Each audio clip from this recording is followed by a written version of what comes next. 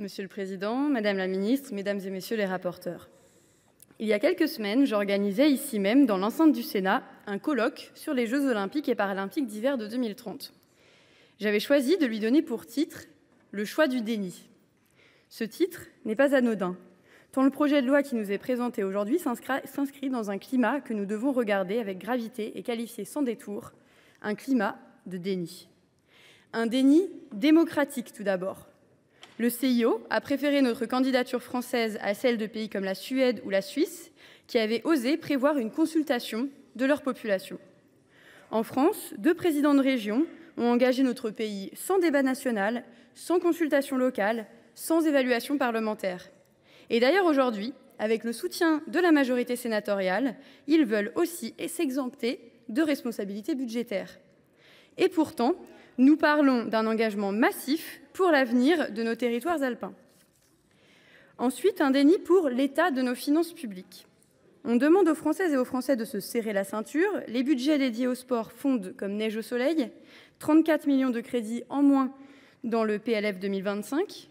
Pourtant, on réouvre des crédits pour les Jeux. C'est le serpent qui se mord la queue. Moins d'argent pour la pratique du sport et l'héritage des Jeux, mais plus d'argent pour les prochains.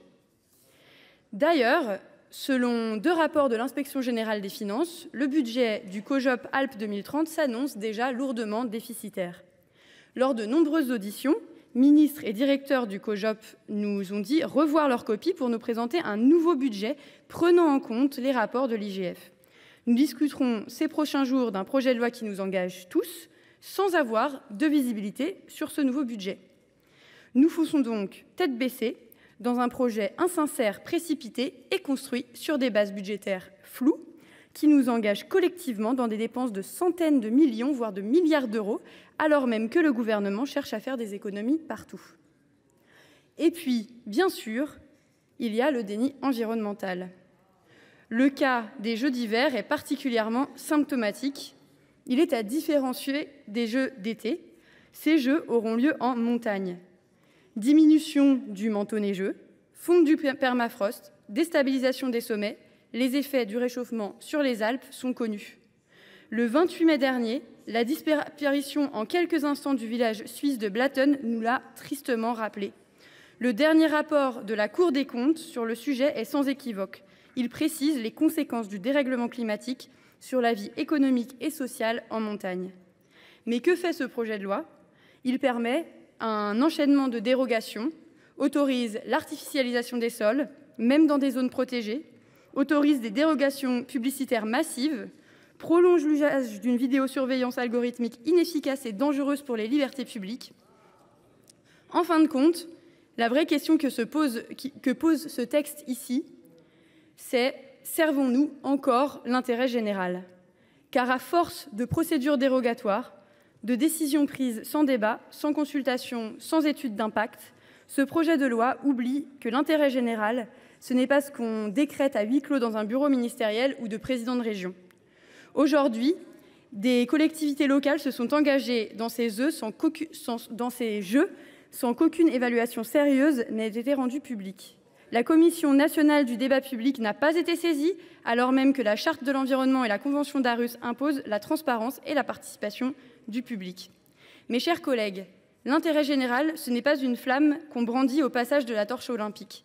C'est un principe vivant qui oblige, qui suppose des débats ouverts et des choix éclairés. Or aujourd'hui, ce texte fragilise la confiance et alimente une défiance légitime. Pour conclure, nous ne cesserons de le répéter.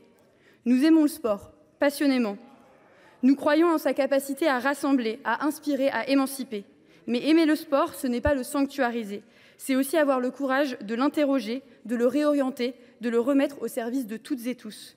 Notre groupe porte une ligne politique claire et constructive.